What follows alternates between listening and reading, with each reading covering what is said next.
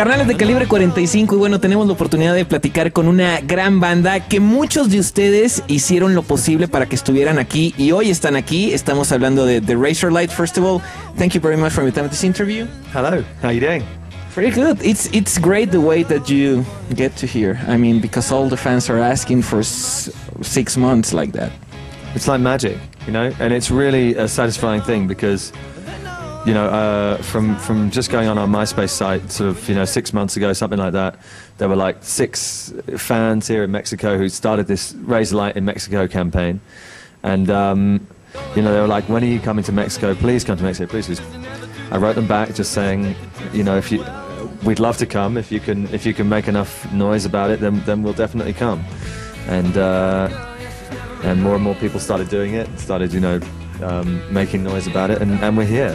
Did that happen to you before? Like to go to a country because a lot of... No, it's never happened. And now there's sort of like other countries are sort of copying the Mexican fans. You know what I mean? There's like there's sort of various ones in Eastern Europe and places like that. And you know, but you know the passion of the Mexican fans was just apparent just from the very start, because they wouldn't just put one message on the comment board, they'd put like 100, 1,000. They'd sit there all day just going, "Come to Mexico, come to Mexico, come to Mexico."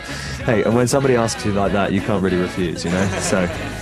And now, first of all was Up All Night, now it's Razorlight. What could be the biggest difference in the creating process of both albums? The writing process was actually the same. It was just the 4 of us in a room with all amplifiers and drums and all that stuff.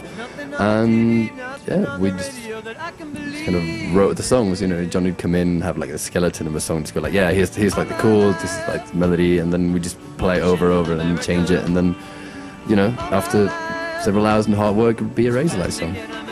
And I guess that I mean, in the first album you have more time to create the songs, and with this album you were more like hurry up. Is that true or not that much? No, not really, because I was kind of writing that one from before we even finished the first one, if you know what I mean. Really? Yeah. So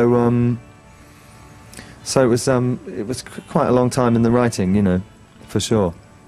Cool. Now, a really special moment that I guess in your career is when you performance at Live 8.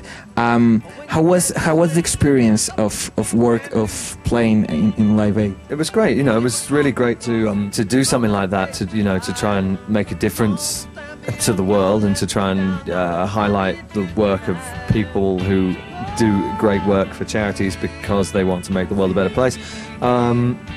You know, and it was a great day. It was a great day full of great bands and great acts, you know, like Pink Floyd getting together, and, you know, The Who, and, you know, just great acts, and it was great to be part of that, and it was great that we went on stage and we were really, really good, and there was a great feeling of chaos backstage. It was sort of just like, you know, sort of Bill Gates running around, and, you know, people grabbing you for interviews, and just, you know, like quite often when it's festivals and stuff and there's lots of sort of, you know, famous celebrity people backstage, it can get very structured, but there wasn't any structure. It was like, it was quite loose, you know. Nobody knew what, everyone was sort of making it up, you know, as it went along, which was good.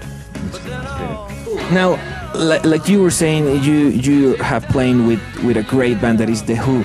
What could it be the best lesson or the best experience or the best thing that you learned playing with The Who?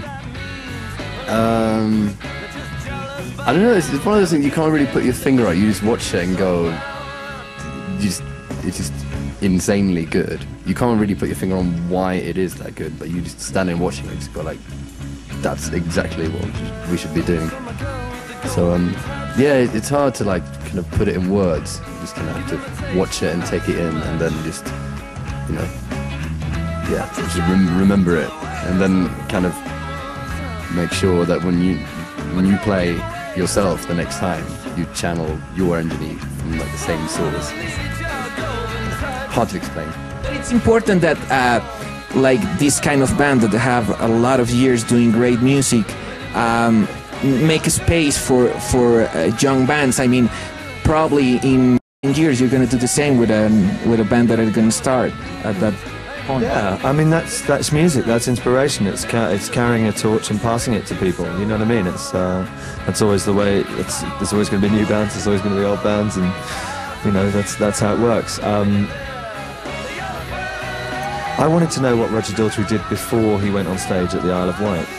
You know, like, because it's so well documented, the hour and a half while he's on stage, because there's all this footage of it. But I wanted to know, what he was doing for the whole day before the show. That's the kind of thing I was interested in. Cool.